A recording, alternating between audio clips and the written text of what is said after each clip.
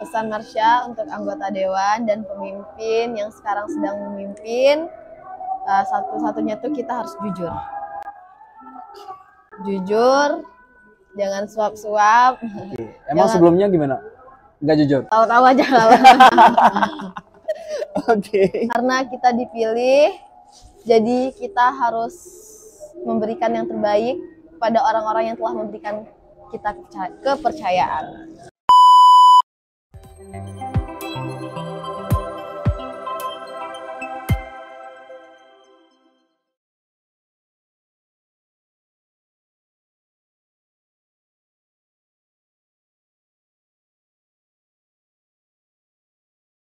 Halo semuanya, kembali lagi dengan saya Givari Halikotama selaku host di Biar Paham Podcast.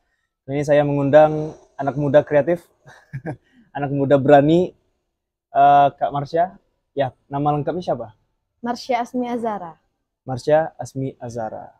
Jadi Kak Marsha Asmi Azara ini adalah salah satu perwakilan di Indonesia ya, Parlemen Remaja DPR RI tahun 2024, mewakili Provinsi Jambi. Mungkin ada teman-teman Biar Paham Podcast di sini yang sudah mengenal dan ada yang belum mengenal nih. Nah, yang sudah mengenal mungkin ya udahlah ya, nanti banyak yang belum tahu juga historinya ya. Tapi yang belum mengenal, tadi kan yang belum mungkin bisa disampaikan secara detail nih, nama dan juga nama udah tadi, terus juga kesehariannya dan background sebelumnya. Halo semuanya, kenalkan nama aku Marsha Asmi Azara. Kalian semua bisa panggil aku Marsha. Aku merupakan seorang pelajar aktif yang sekarang duduk di bangku kelas 12 di MAN 1 Kota Sungai Penuh. Dan biasanya kerjaan aku di setiap harinya tuh ya kayak belajar, les gitu aja. Belajar les Ya. lah. Tapi bisa aktif nih, bisa jago. Sampai sekarang apa ya, agak skeptis gitu, karena bisa dibilang apa ya, kita tuh butuh anak-anak muda yang berani, dan kebetulan DPR RI membentuk kegiatan baru nih, ya kan, Parlemen Remaja DPR RI se-Indonesia. Ada berapa orang? Yang kemarin ikut tes itu ada 12.883. Oke, 12.000 ya. Ya, yang kepilih itu cuma 138 dari 38 provinsi. Iya. Nah, kenapa? Yang awalnya belajar les, ya tiba-tiba aktif nih di organisasi, dan bukan organisasi ya? Iya. Apa ya namanya ya? Bingung juga ya ngasih tahu. Di kegiatan yang mungkin bisa menaikkan nama kakak Marsha gitu. Kemarin tuh pertama tuh Marsha kan buka up scrolling Instagram. Terus nih lihat nih kakak-kakak kerja 2023. Ih, keren nih, bisa simulasi jadi DPR, bisa nyuarain suara kita gitu. Nah, apalagi tema sekarang kan pendidikan. Marsha tuh kayak ngerasa loh kalau misal pendidikan di Sungai Penuh aja nih kayak masih jauh tertinggal. Jadi tuh kayak ayo deh coba-coba. Terus Marsha tanya juga sama Bang Marsha, katanya yaudah nggak apa-apa, tes aja dulu. Kalau lolos berarti emang rezeki. Kalau enggak yaudah berarti ambil pelajaran dari sini. Awal tahunnya itu dari scroll Instagram. Dan sekolah nggak ada yang ngasih tahu nih? Enggak. Oke. Iseng-iseng berhadiah lah ya. Iya, betul. Tapi tuh emang niat sih dari tahun 2022 tuh ada lihat perwakilan Jambi, dia tuh kayak ih keren kali Nina kayak jadi DPR, kayak ngewakilin provinsi Jambi, banyak dikenal orang. Terus ya wow gitu rasanya. Ya, saya juga baru tahu nih ada program Parlemen Remaja ya. Dan menurut saya sangat-sangat positif. Gitu. Bisa mendatangkan anak muda terlibat di dalam forum komisi berapa kemarin? Komisi 10. Komisi 10 ya. Di forum Komisi 10 berdebat dan memberikan pendapat dari perspektif anak-anak muda agar bisa di istilahnya hiring lah ya. Ya gitu. Menarik. Terus apa lagi? Coba cerita ke teman-teman Biar Paham Podcast yang menonton. Nah, buat tesnya itu kemarin buat Marsha tes itu kemarin tuh ada 3 penilaian, yang dimana penilaian pertama itu ada CV. Oke. Yang dimana kalau CV itu sih lebih ke kayak sertifikat yang kita dapat, dan di sana tuh ada 4 kategori, ada akademik, non akademik, webinar atau seminar, dan organisasi. Nah, itu berapa lama proses seleksinya? Seleksinya itu kemarin dimulai dari tanggal sebulanan, nggak sampai sebulanan kayaknya Kak. Berapa ya? Tanggal berapa? Pokoknya pengumumannya itu tanggal 7. 7 apa? 7 Agustus ya, 7 Agustus. Oh, baru ya? Iya. Oh, oke. Oke. Nah, setelah ikut seleksi tadi sertifikat CV, CV, terus lalu apa lagi? lanjut video kampanye. Video kampanye. Di sana isinya tuh kayak apa yang akan saya lakukan jika saya terpilih menjadi legislator. Jadi saya seakan-akan di sana tuh kayak jadi DPR sungguhan. Oke. Mau nanya, kalau seandainya ke depan ya, DPR beneran mau nggak? Boleh. Ini kan DPR Parlemen Remaja ya. Iya. Terus Parlemen Remaja tuh mewakili DPR RI gitu Iya. kan. Iya kan? Di setiap daerah. Kakak dapatnya di Provinsi Jambi gitu. Ya dah. Ini sekelas yang baru-baru nih yang saya tahu Bapak Edi Purwanto, Bapak HBA, Bapak Bakri gitu kan. Ini versi mininya nih. Versi remaja. Tapi nggak tahu ya, cuy, ada nggak ya di DPR RI? Yang saya tahu tuh di Provinsi Jambi ada Pak Bakri, terus juga ada Pak HBA, Cek Endra, Pak Cendra, Pak Edi Purwanto, Pak Rocky Chandra dari Gerindra ada tuh. Nah, ini versi mininya nih, teman-teman.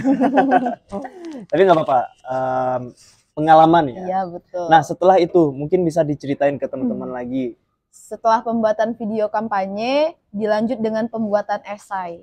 Oke, tunggu. Kita bicara video kampanye. Oh ya. Nah, di video kampanye ini ngapain nih? Apa yang dikirim gitu? Oh, kan durasinya 3 menit. Wajib 3 menit tuh. Nah, di sana tuh pertama Marsha ngangkat permasalahan pendidikan yang ada di Indonesia, lalu Marsha memberi solusi yang dimana kalau misal Marsha terpilih menjadi anggota legislatif. Oke, bisa di-spill nggak? Apa solusinya? Dengan pembuatan sebuah program berbentuk aplikasi yang bernama Brilliant Gamification Center. Apa tuh? Soalnya pengalaman Marsha pribadi di sekolah dan di lingkungan Marsha, banyak teman-teman Marsha yang merasa kalau misal metode pembelajaran di sekolah itu membosankan. Ya kan, Kak? Terus banyak juga guru-guru yang memaksa muridnya itu harus paham, padahal mereka belum paham tentang materi yang disampaikan. Kayak kita tuh dipaksa paham akan suatu hal, padahal kita tuh belum sampai di sana gitu. Jadi Marsha kayak berinovasi membuat suatu aplikasi yang di sana tuh bukan hanya untuk menaikkan kemampuan akademik, tetapi membangun kreativitas siswa-siswi. Jadi siswa-siswi itu nggak mudah bosan dengan pembelajaran. Soalnya kan di era globalisasi sekarang kita harus mengikuti perkembangan gitu, perkembangan zaman. Jadi dengan adanya aplikasi itu kayak membantu teman-teman semua, terutama pelajar kayak saya tuh, biar saya tuh nggak mudah bosan. Ini kita bicara inovasi ya, aplikasinya belum ada. Ya belum. Ya, tapi inovasinya sudah ada gitu ya. Dan itu dibentuk dan dikemas di dalam video yang berdurasi 3 ya. Berdurasi 3 menit gitu ya. Nah, akhirnya tuh langkah selanjutnya esai. Tadi kan cerita esai ya. Nah, apa tuh isi esainya? Mungkin bisa di-spill ke teman-teman biar paham podcast yang menonton gitu. Kalau misal esai sama CV itu mereka kayak berkaitan gitu. Nah, kalau Marsha kan ngambil di permasalahan esai itu sama tentang apa sih, kayak siswa-siswi yang mudah bosan. Dan Marsha juga meletakkan aplikasi Brilliant Gamification Center tuh di sana juga. Oke, harapannya dengan adanya aplikasi ini ke depan sistem pembelajarannya tidak bosan gitu ya? Iya, betul. Nah, menurut tanggapan dari Marsha, tanggapan dari Marsha ya, inovasi yang ini efektif tidak? Kalau misal melihat perkembangan zaman yang kayak banyak nih anak-anak kecil yang lebih dominan main HP sih, bisa aja. Bisa aja ya. Ya. Oke, bisa tidak, tapi tidak terlalu signifikan atau gimana? Kurang tahu. Kurang. Nggak, maksudnya gini, sebenarnya banyak faktor. Sebelumnya juga saya pernah mengundang guru penggerak. Ya. Nah, guru penggerak itu kan memang guru yang diprioritaskan untuk membentuk karakter si anak agar bisa menemukan passion dan karir Ya. si anak siswa-siswi ini ya. Ya, jadi sempat dikulik tuh di podcast beberapa metode-metode ya. Pada akhirnya tidak bisa ditarik kesimpulan. Nah, ini inovasi, aplikasi gitu. Semoga dengan harapan kita bisa menggaungkan ini dan mengimplementasi aplikasi yang Kak Marsha bukan buat ya, lebih ke gagasan ini Iya, ya. gagasan, Tapi aplikasinya idenya belum belum ada. Ke depan kalau seandainya ada pendanaan nih dari siapapun itu, mana tahu kan dapat sokongan dana dari dinas pendidikan atau sokongan dana dari kementerian gitu kan, Kementerian Pendidikan, mau nggak diajak kolaborasi? Boleh. Boleh ya? Boleh banget. Boleh ya? Lanjut. Kita bicara esai. Ya udah. Udah esai. Akhirnya setelah di beberapa minggu kemudian seleksi, akhirnya dinyatakan lolos. Dinyatakan lolos ya. Lolos 100 orang. 138. Seluruh Indonesia. Seluruh Indonesia. Provinsi Jambi ada berapa? Provinsi Jambi ada 2 orang. Ada 2 orang. Nah, teman satunya lagi siapa? Mungkin bisa di-spill sini. Namanya siapa? Say hi dulu. Namanya itu Kurnia Ahmad Kasan. Yang, cowok? Ya cowok. Oh, Oke. Dari Kabupaten Merangin.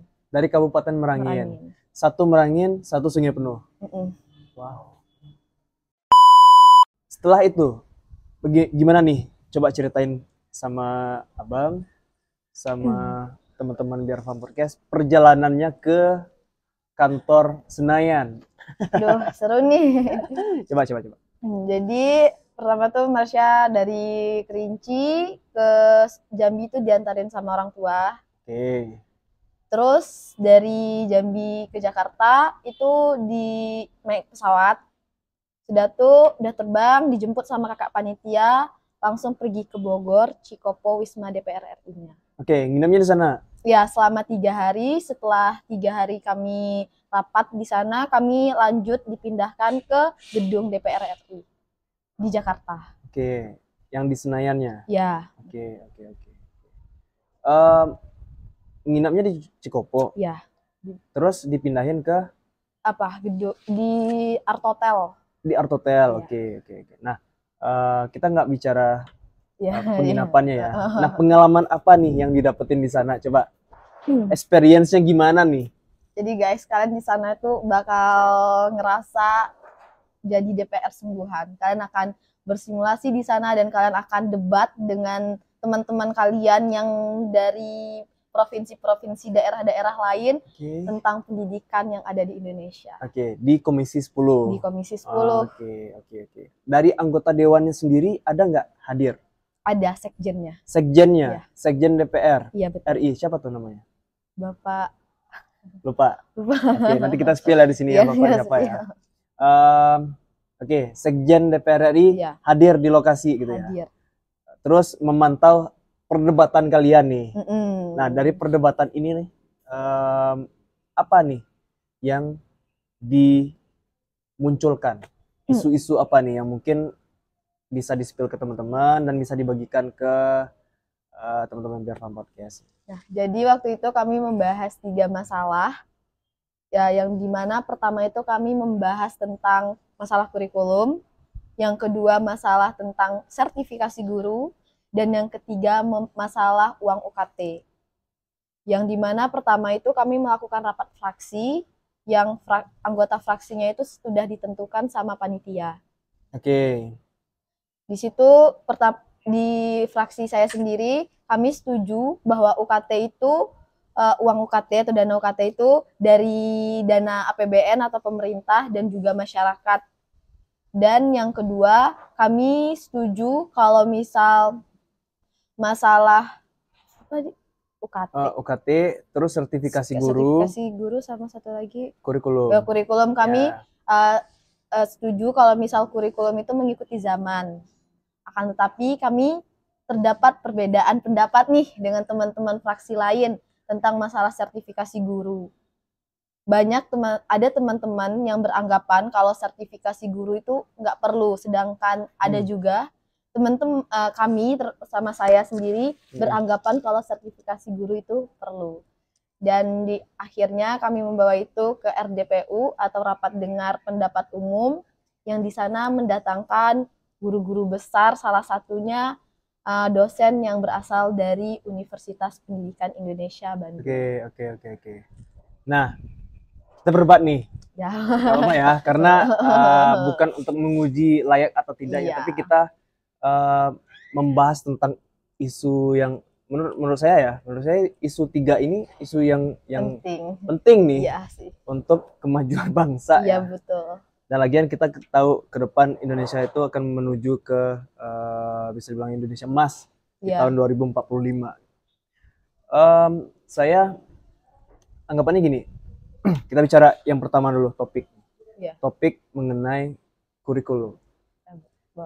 Sekarang ada Mas Menteri Nadiem Makarim sudah membuat dan merombak kurikulum sebelumnya ya. Betul. Yang dinamakan dengan kurikulum Merdeka. Ya. Menurut Marsha, kurikulum Merdeka ini efektif tidak? Sejujurnya ya, kalau pendapat pribadi sih belum efektif betul. Kenapa tuh? Karena di sana siswa itu kayak digimanain ya sama kurikulum ini. Lebih banyak tugas sih. Oke. Kayak gimana sih? Guru itu lebih jarang berkolaborasi dengan siswa. Kayak siswa tuh emang dibiarkan sendiri gitu. Nah, nyari-nyari sendiri sama kayak dunia perkuliahan kali ya. Oke. Tapi Marsha kan sempat dulunya SD dan SMP ya. Sebelum Mas Menteri ini menjabat gitu kan. Nah, ada nggak perbedaan yang signifikan yang dirasakan sebelum dan sesudah Mas Menteri menjabat? Ada. Dulu waktu Marsha SD sama SMP itu kan belum ada tuh yang namanya P5 kayak kegiatan-kegiatan gitu. Iya. Nah, kalau sekarang itu setiap minggu Marsha udah P5 sih. P5 ini apa? Project Profil Pancasila. Project Profil Pancasila. Ngapain tuh? Itu kalau temanya beda-beda sih Kak, setiap angkatan. Bukan setiap kelas, kayak kelas 10 beda, kelas 11 beda. Waktu kelas 10 Marsha itu tentang karbon. Jejak karbon. Kelas 11 wirausaha, yang kelas 12 ini tentang kebudayaan. Ya. Nah, setelah itu kita bicara perbedaan nih. Perbedaan yang sebelumnya, kurikulum sebelumnya, sebelum Mas Menteri ini menjabat dan setelah Mas Menteri ini menjabat. Apa jadi yang berbeda? Selain yang tadi gitu. Tentang P5. Ya, tentang P5. Apa ya? Apalagi?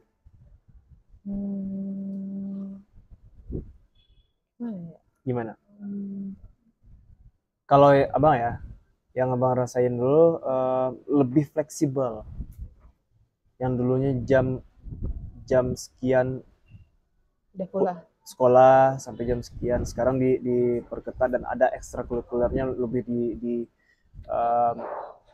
genjot lagi gitu kan. Dan juga si gurunya ini ada sertifikasi guru itu kan guru penggerak misalkan. Nah, anggaplah guru penggerak yang masuk ke dalam kurikulum, yang bisa melihat potensi dari si anak-anaknya, yang aku rasa itu sangat-sangat penting.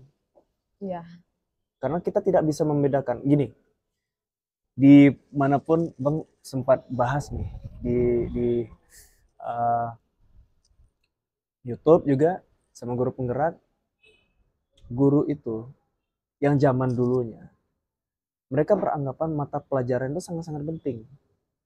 Ternyata yang membuat anak-anak itu bisa berkembang dalam segi karir itu bukan hanya sekedar mata pelajaran, tapi soft skill-nya, cara communication skills, terus juga skill yang didapat, misalkan anak-anak di kafe itu jago ngedit, terus juga jago apa lagi, jago konten gitu misalkan. Banyak lagi, jago olahraga, dan ini kan harus diperhatikan. Makanya ada sedikit perbedaan. Nah, yang didebatkan di DPR RI ini apa? Maksudnya gini, yang didebatkan di DPR ini menurut perspektif dari Marsha selaku parlemen remaja, kira-kira apa nih yang harus diperbaiki lagi di kurikulum Merdeka Belajar? Untuk waktunya kali ya. Waktu, oke. Boleh. Terus yang abang bilang tadi untuk kegiatan itunya dimasukin juga yang kayak expo apa sih, kayak pengembangan soft skill. Pengembangan soft skill ya. Iya. Ya. Dan nama juga miris nih, mohon maaf ya. Di Sungai Penuh itu kalau dibandingin dengan daerah-daerah lain, kita tuh jauh tertinggal. Tapi nggak apa-apa. Harus ada orang yang mengkritisi kebijakan-kebijakan agar kita bicara di sisi pendidikan bisa kalau bisa sama gitu. Iya. Kalau nggak bisa sama, merata lah ya. Merata gitu. Dan saat ini ya pemerintah bekerja keras, tapi belum terstruktur semaksimal mungkin, belum yang abang tangkap dan yang abang lihat sejauh ini. Abang di sini di Sungai Penuh pemuda pelopor kota yang memelopori media kreatif, mungkin bisa dibilang pelopor media kreatif yang ada di Kerinci dan Sungai Penuh ya. Makanya mengundang anak-anak yang berpotensi yang menurut abang bisa kita rangkul nih, kita bentuk komunitas atau kita bentuk semacam gebrakan baru agar anak muda bisa aktif, ya kan? Ini salah satu pemuda yang aktif menurut abang, pemuda-pemudi ya. Oke, kita bicara tadi di sisi kurikulum. Itu yang harus dirubah menurut pandangannya dari berarti penambahan soft skill. Penambahan soft skill. Yang kedua, tentang masalah sertifikasi guru. Sertifikasi guru. Penting atau tidak? Coba. Ya, menurut Marsha pribadi. Ya, menurut Marsha gimana tuh? Sertifikasi itu penting. Karena sertifikasi itu menunjukkan kelayakan seorang guru. Oke. Tapi kan di perdebatan Komisi 10 tuh, sama anak-anak parlemen remaja yang ada di luar-luaran sana, ada yang menganggap ini penting dan tidak penting. Nah, kenapa tuh? Nah, teman yang lain tuh menganggap nggak penting itu karena banyak guru-guru yang berada di pelosok atau daerah 3T yang tidak bersertifikasi, akan tetapi mereka memiliki potensi. Jadi mereka tuh nggak setuju kalau misal semua guru tuh harus bersertifikasi. Sedangkan kami beranggapan kalau sertifikasi itu sangat penting. Apalagi ini sudah ditentukan oleh Bapak Nadiem Makarim. Kalau misal sertifikasi itu sangat dibutuhkan bagi seorang guru. Oke. Karena ada perdebatan tadi yang menganggap ini penting dan tidak penting, tapi dari sudut pandang Marsha, sertifikasi guru itu penting. Sangat penting ya. Ya, menurut saya juga sangat-sangat penting. Mau itu di pelosok kek, mau itu di sini, di wilayah kota yang strategis seperti di DKI Jakarta, terus juga di Bandung, di kota Bandung dan sekitarnya, kota-kota gede ya. Sangat-sangat penting. Karena apa? Dengan adanya sertifikasi guru itu, kita tahu nih potensi guru apa nih yang bisa dikembangkan agar efeknya itu bisa ke siswa dan siswi ya. Apalagi dia mengajar kan, Bang. Ya, apalagi dia mengajar, harus tahu gitu kan. Oke. Nah, yang terakhir tentang masalah UKT. Nah, gimana tuh? Ini lagi heboh nih. Kemarin waktu itu kan Bang sempat podcast dengan Presma Unan. Presma Unan si Firdaus. Ini kami sempat menyinggung sedikit permasalahan UKT. Cuma tidak spesifik gitu kan. Nah, berhubung Marsha sudah di Komisi 10 dan sudah berdebat. Nah, gimana nih kesimpulan dari UKT itu menurut perspektif dari Marsha? Menurut Marsha sendiri ya, UKT itu dibayar melalui dana APBN yang dikeluarkan oleh pemerintah sama dari dana masyarakat sendiri. Kan pemerintah telah mengeluarkan KIP, KIP ini apa? Kartu Indonesia Pintar. Oke, Kartu Indonesia Pintar. Nah, kan itu udah dapat bantuan dari pemerintah, tapi kan nggak full dari pemerintah. Jadi diselingi dengan biaya mandiri dari orang tuanya. Oke, jatuhnya subsidi silang. Iya, Ya, betul. benar ya? Benar. Koreksi kalau salah teman-teman, berarti ya subsidi silang ya? Iya, saling. Saling, Iya, maksudnya saling support dana dari APBN sebagian dan sisanya lagi ke masyarakat. kembali ke masyarakat ya. Oke. Ya ada nilai plus minusnya juga menurut saya. Tapi mau gimana lagi, kita APBN juga terbatas ya. Soalnya kemarin tuh ada 2 pasal yang didebatkan. Mereka bilang kalau misal dana UKT itu full dari pemerintah. Kalau kita pikir pakai logika itu kan sangat nggak memungkinkan kan Bang. Kita tahu dana APBN untuk pendidikan tuh hanya 20%. Jadi tuh apalagi kayak anak-anak di Indonesia tuh berjuta-juta banyaknya Ya, gitu. Nah, banyak tuh anak-anak siswa ya. Mahasiswa ding kalau untuk ya, UKT ya. Mahasiswa-mahasiswi. Nggak mungkin lah kalau dananya itu 100% dari full dari pemerintah. Oke. Tapi ini apa ya? Intermezzo ya. Ya. Menurut Marsha, kuliah itu penting atau tidak? Penting, sangat penting. Kenapa tuh? Karena ini kalau walaupun kita nggak kerja di ujung-ujungnya, tapi pendidikan, apalagi cewek, kita akan jadi seorang ibu. Kan ibu tuh kayak madrasah atau sekolah pertama untuk anaknya. Kalau anak ibunya aja nggak tahu, gimana anaknya bisa tahu? Oke. Tapi ke depan rencananya mau sampai mana nih kuliah? S3 kah atau profesor kah? Mana tahu kan gelar di depan itu kan Profesor Marsha Asmi Azara gitu kan? Amin. Tengok dulu ya sih Bang. Selesai dulu S1-nya. Ya. Nah, rencananya ke depan Marsha mau kuliah di mana? Dan jurusan apa? Sebenarnya ini agak melenceng ya dari Parja. Marsha itu pengen kedokteran di USU. Oke. Tapi kalau nggak dapat kedokteran, yaudah pergi ke hukum lagi. Tapi ada loh dokter yang menjabat di anggota dewan atau yang berkeinginan menjadi pejabat ada. Ya ada. Ya. Bisa kita sebagai salah satu pelopornya. Ya, salah satu pelopornya. Ya. Oke, good. Nah, 3 ini sudah diperdebatkan. Ya. Berapa hari? Selama 5 hari untuk debat dan sehari kami jalan-jalan. Jalan-jalannya kemana? Taman Marga Satwa Ragunan, TMR. Oke, Taman Ragunan ya. Oke. By the way, kita bicara 3 tadi. Setelah diperdebatkan selama 5 hari, apakah dipertimbangkan untuk dievaluasi agar bisa masuk ke Dewan Pertimbangannya lah ya? Dipertimbangkan untuk ini diusulkan dan diterapkan gitu. Bisa. Soalnya kami di sini atau hanya sekedar debat doang, mencari referensi yang berbeda. Ya itu tergantung dari DPR lagi masuk atau enggaknya ya. Iya, kata kakak panitia itu nanti bakal dipertimbangkan sih. Soalnya kan kami udah capek-capek juga tuh berdebat. Dan buat teman-teman jangan takut ikut Parja karena semua dananya itu full dari DPR RI. Serius? Kita nggak ngeluarin uang 500 perak pun. Jadi memang full tiket penerbangan, pulang pergi, hotelnya bintang 5 loh guys. Hotel bintang 5. Makannya 3 kali sehari, belum masuk snack. Dan di akhir kalian akan dapatin uang saku yang lumayan gede. Wow. Dan disengaja penuh ini perdana. Yang mau tahu nih ke depan bakal ada lagi program dari DPR RI. Kalau saya masih SMA nih, pastinya ikut dong. Dan mungkin buat kakak yang kuliah jangan takut karena ada yang namanya parlemen kampus. Dan ada. Itu diadain oleh DPR RI juga.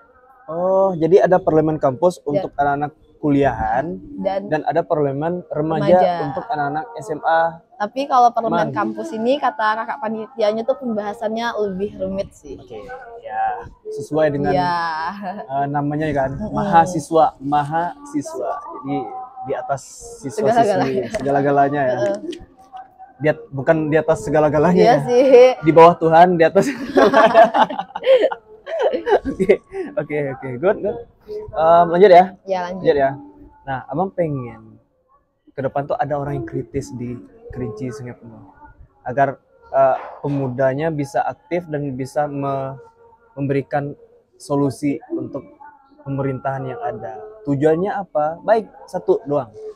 Gimana caranya supaya Sungai Penuh ini maju? Nah, tanggapan Hana seperti gimana? Gimana Bang? Ya, abang kan rencana mau membuat gebrakan baru nih, abang mengundang beberapa narasumber anak-anak pemuda agar bisa terlibat aktif dalam mengkritisi kebijakan yang positif ya. Yang negatif kita jadiin positif, kita bentuk solusinya sama-sama. Makanya anak-anak muda harus dirangkul kan. Nah, tanggapan Marsha seperti apa?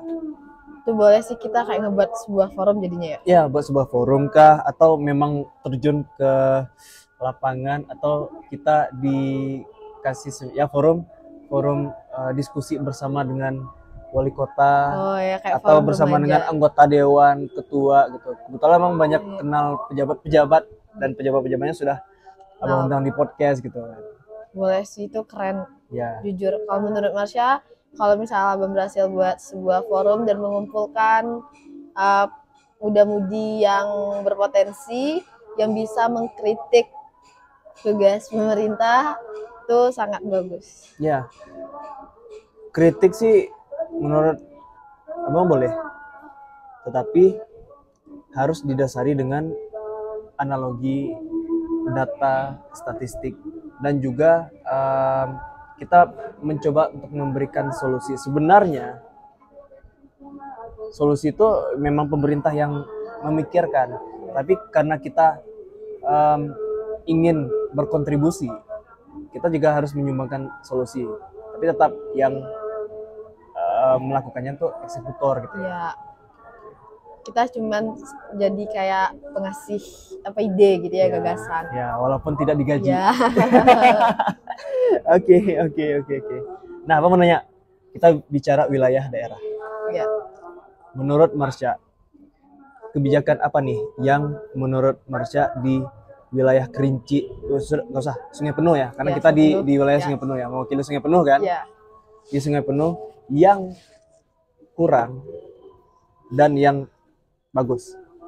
Kurang. Harus adil dong, harus adil gitu. Jadi kebijakan-kebijakan yang kurang menurut perspektif Marsha selaku Parlemen Remaja nih, DPR RI 2024 mewakili Provinsi Jambi ya. Apa nih kebijakan yang kurangnya? Nanti yang lebihnya nanti di spill juga. Yang kurang dulu deh. Yang kurang menurut Marsha itu masalah beasiswa sih. Soalnya beasiswa itu nggak merata. Soalnya banyak teman-teman yang mungkin kayak mereka tuh mampu tapi ya kayak bisa dibilang salah sasaran lah gitu ya. Terus beasiswa kurang tepat sasaran. Ya. Dan juga beasiswa prestasi harus diberikan kepada anak-anak. Jujur, sekarang sedikit sekali beasiswa prestasi untuk anak-anak di Kota Sungai. Ya, padahal anak prestasi banyak ya. Iya, betul. Ya, ke depan mana tahu nanti ada perbaikan. Mungkin anggarannya yang belum ada, kita adain gitu kan. Ya, oke. Kekurangan yang pertama. Yang kedua, 3 deh. Kurangan apa lagi ya? Tidak hanya di sisi pendidikan aja, tapi di sisi lain nih. Kita bicara dalam konteks yang general. Kalau masih dalam pendidikan boleh nggak Bang? Sekalian menyuarakan suara. Suara untuk pendidikan ya? Oke, boleh. Sip. Kurangnya fasilitas di sekolah-sekolah. Apa tuh? Fasilitas apa yang mau dibutuhin? Kayak sarana dan prasarananya yang masih ancur-ancuran. Padahal kan sekolah negeri itu. Contohnya gimana? Kayak kursi yang udah nggak layak pakai. Oke. Terus kurangnya, apalagi kayak sekarang kan udah berkembang zaman nih, butuh infokus. Kayak masih banyak sekolah-sekolah yang belum terfasilitasi sama infokus gitu. Proyektor mungkin ya kayak kalau misal kayak MAN sama Semansa kan itu udah, tapi kayak sekolah-sekolah lain gitu yang belum gimana ya, yang belum ya gitulah ya, yang belum disorot lah ya. Kita tahu sekolah unggulan yang ada beberapa sekolah unggulan, tapi yang bisa dikategorikan belum unggul harus diperhatiin Iya. juga dong. Diperhatiin ya. Mm-mm. Oke. Terus Terus masih, apa lagi? masih banyak juga tuh anak-anak putus sekolah. Mungkin abang juga pernah tuh nemu anak-anak yang jualan padahal yang seharusnya mereka sekolah, tapi mereka harus berjualan. Sering. Ya sering kali. Dan sering ajak nongkrong di tongkrongan gitu. Anak-anak yang putus sekolah dikarenakan banyak faktor, broken home, Iya. terus juga dananya nggak ada, dan itu harus diperhatikan juga ya. Iya. Paling kalau kita bicara dinas ke Dinsos, Dinas Sosial dan Dinas Perlindungan Anak, Anak ya si DPPA. ya DPPA ya. Nah, gitu. Di oke. 3 nih yang kurang di sisi pendidikan. Ada lagi yang mau ditambahin?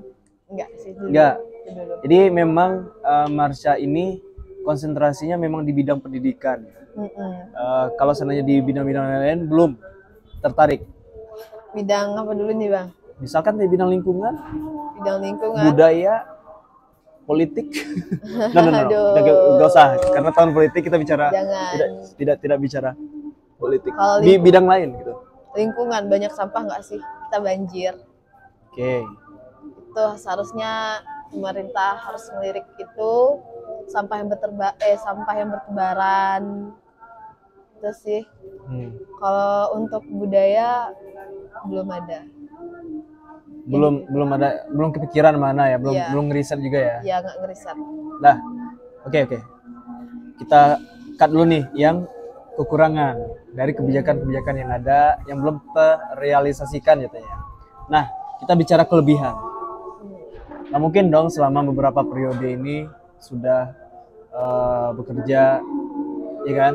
Nah, kelebihannya apa menurut perspektif dari Marsha? Kelebihannya salah satunya ini pemerintah atau Pemerintah, kebijakan. Bukan pemerintahnya ya, tapi kebijakan yang dilakukan oleh pemerintah. Apa ya? Gebrakan apa nih yang menurut Marsha yang bagus?